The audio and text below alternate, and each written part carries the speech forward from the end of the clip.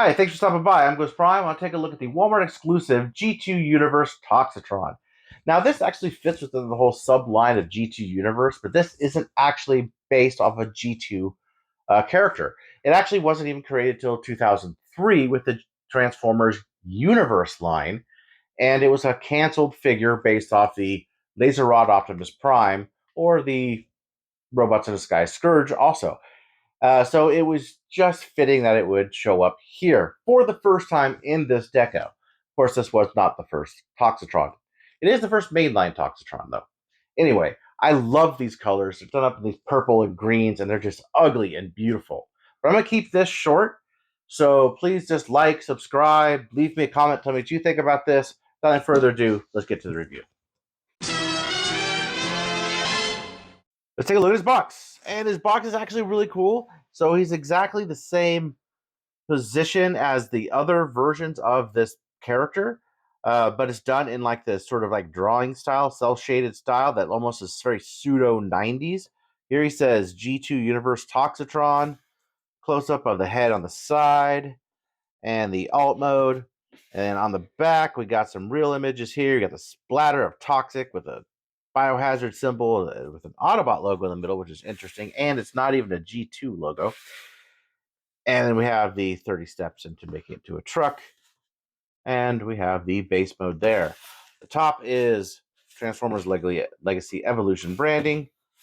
And the other side is a really cool version of the Legacy Evolution poster artwork, which is kind of cool. And real quick, just to take a look, it is not blacklight responsive at all. Actually, Jazz's is blacklight responsive, so kind of interesting there. Inside the package, it comes with everything you'd expect this figure to come with, because we've got him twice before. We already know. So he has a sheet of instructions, and the sheet of instructions is actually done up in these really great green and purple colors, and it looks really bright, almost fluorescent in my camera, but it's not that way, I assure you, in person. But same thing's done up, same two colors all the way throughout. I kind of like this. I think this is kind of cool how they did that. This does make me feel a little 90s. Still, though, should not be a G2.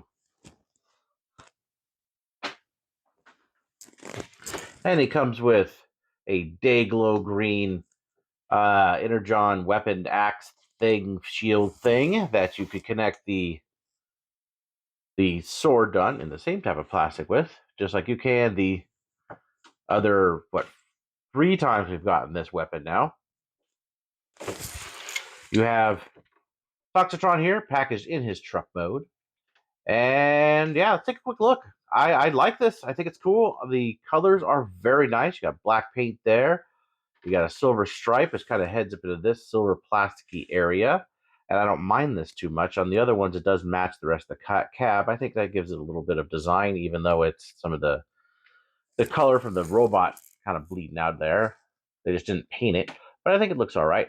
G2 logo up there, which he should have a Generation 1 logo. And he's got purple tires, which was not on the original design for this, but is still really cool. I actually really dig it. They are not painted, just the hubs are painted. The tires are purple plastic. Gray bits here, green on the legs. You got some, looks like, I think this is the plastic there. That might be an insert. I'm not sure that's painted. Same as the insert on the back. I think there are holes that those inserts go into from here. You see that on the underside. And then you have his trailer, which is done differently than the original. It does not have does not have the Toxitron on the side, which I think would have been really cool if it's a Toxitron on the side. I'm sure Toy Hacks will remedy that. Otherwise, the color looks pretty good. Looks definitely pretty good indeed. And it does everything the trailer normally does. So, but first things first here, let's see how he looks completely together. That's how it looks. It matches and works very well. I really like this. I think it looks really good. The colorations on it are good. So let's bring in the G2 Prime here. And we'll bring in the Mrs. Prime Scourge. So you can see just the differences we've got in the previous two. So as you can see here, these are the color of the rest of the body, where this one is not on this. And I'm not sure if that was a design decision to make it look a little different, but it does kind of like flow in there. It looks all right, I think. Let's see, turn around for the back. Unpainted feet. Kind of get an idea of just how those three look together. And there it is with the trailer open. See the inside. This is purple. This is gray. And we've seen this a couple times before.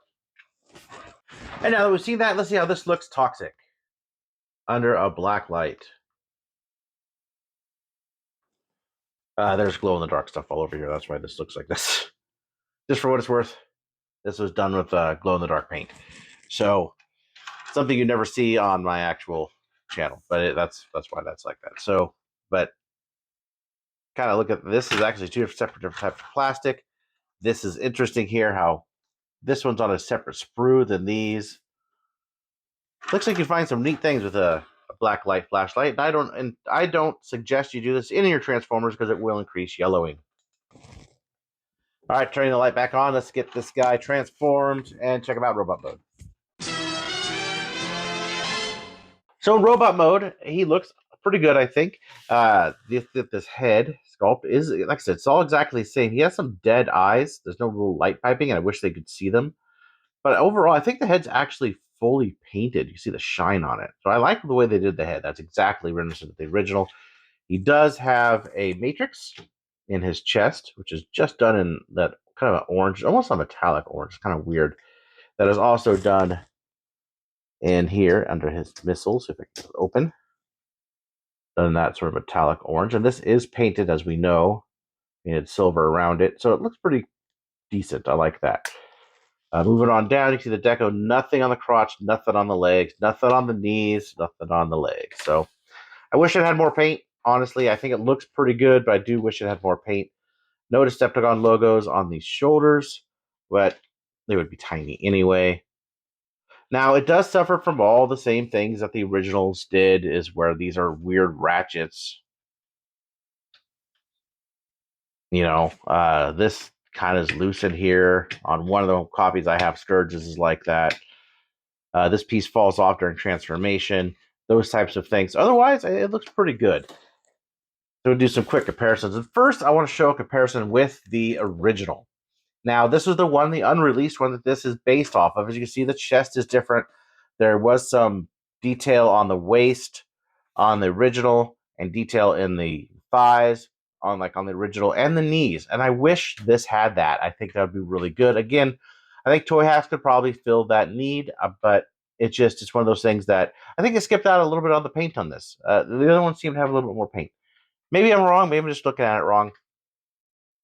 But they could have kind of found their budget to kick some of that purple in there. Otherwise, honestly, it looks good. And here he is next to the Transformers BotCon animated Toxitron. This one, I believe, was the first Toxitron released as a toy, officially. So you can see where the colors are different on these. For a full review on this, go ahead and check my review out. And here he is with G2 Laser Prime from the Legacy line. And here he is with Scourge Nemesis Prime. So there are the three different versions of this mold. And take a look at them all under a black light, just because why not? Oddly enough, Toxitron probably lights up the least. I'm actually really happy they finally did this figure. When I found out that it could have been another G2 Prime, I still wish it would have been the other mold. The original G2 Laser Rod Prime mold would have been better than this. But still very cool to actually see this come to fruition. And honestly, it's not a bad figure. It's really cool, and it has a really cool box. It's awesome. It's a little bit weird they put it under a G2 line. I get it. I understand what they're trying to tie everything together and make sort of a team out of it. Honestly, it worked pretty good on a shelf, so it does fit in with the other ones. Anyway, I'll be back with a new review here sometime soon, so I'll see you then.